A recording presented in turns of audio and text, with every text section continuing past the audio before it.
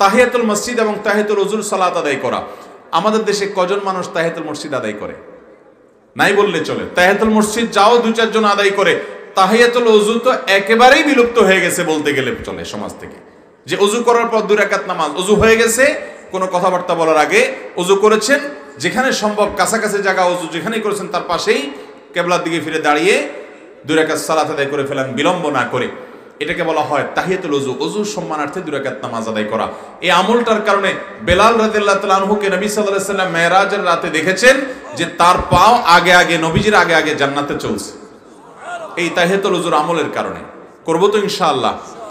তাহিয়াতুল মসজিদের নামাজ নবী করিম সাল্লাল্লাহু আলাইহি ওয়াসাল্লাম এত গুরুত্ব দিতেন যে মসজিদে আপনি ঢুকলেন, ইযা দাখালা আহাদুকুমুল মসজিদা ফালা ইয়াজলিস হাত্তা ইউসাল্লি রাকাতাইন। মসজিদে যদি কেউ তোমাদের ঢুকে তাহলে সে 2 রাকাত নামাজ পড়া ছাড়া যেন না বসে। নবী সাল্লাল্লাহু আলাইহি ওয়াসাল্লাম গুরুত্ব দিতেন আল্লাহর ঘরের সম্মানার্থে 2 রাকাত নামাজ পড়ে তারপরে বসবে, নামাজ পড়া ছাড়া বসবে না। আমাদের সমাজ থেকে আমলটা অনেকটা হারিয়ে গেছে।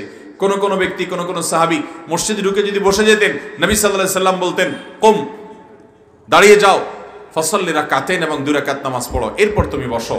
অতএব মসজিদে ঢোকার পর 2 রাকাত নামাজ আর ওযু করার পর 2 রাকাত নামাজ পড়বো তো ইনশাআল্লাহ।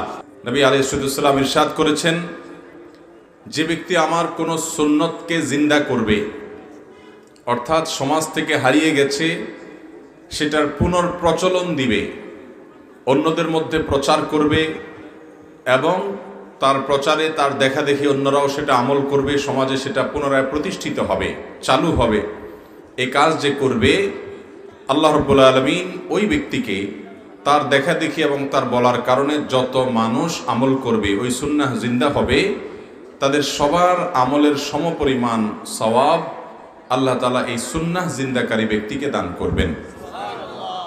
এবং যারা আমল করেছেন তাদের আমলের সওয়াবে কোনো ঘাটতি হবে না।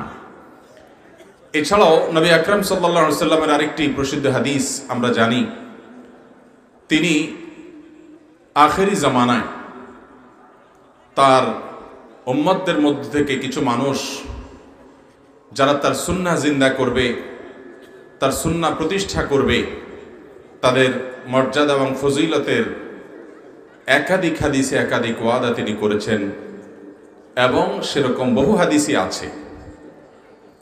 গোরাবা বলেছেন প্রসিদ্ধ হাদিসে, ওই সমস্ত ব্যক্তিদেরকে যারা নবী সাল্লাল্লাহু আলাইহি ওয়াসাল্লামের সুন্নাহর পুনর্প্রচলন দিবে, তার প্রতিষ্ঠা করবে, তাদের সম্পর্কে বলেছেন যে বাদাল ইসলামু গরিবান ওয়া সায়াউদু কামা বাদা ফাতুবা লিল গোরাবা। এই গোরাবার ব্যাখ্যার একটি ব্যাখ্যা এটিও যে যারা নবী করিম সাল্লাল্লাহু আলাইহি ওয়াসাল্লামের সুন্নাহকে জিন্দা করবে, পুনর্প্রতিষ্ঠিত করবে, প্রচার করবে, আঁকড়ে ধরবে, সেই মানুষগুলোকে নবী সাল্লাল্লাহু আলাইহি ওয়াসাল্লাম বলেছেন তুবা লাহুম তুবা লিল গোরাবা, অর্থাৎ এই শ্রেণীর মানুষ, তাদের জন্য শুভ সংবাদ, তাদের জন্য অভিবাদন, মোবারকবাদ।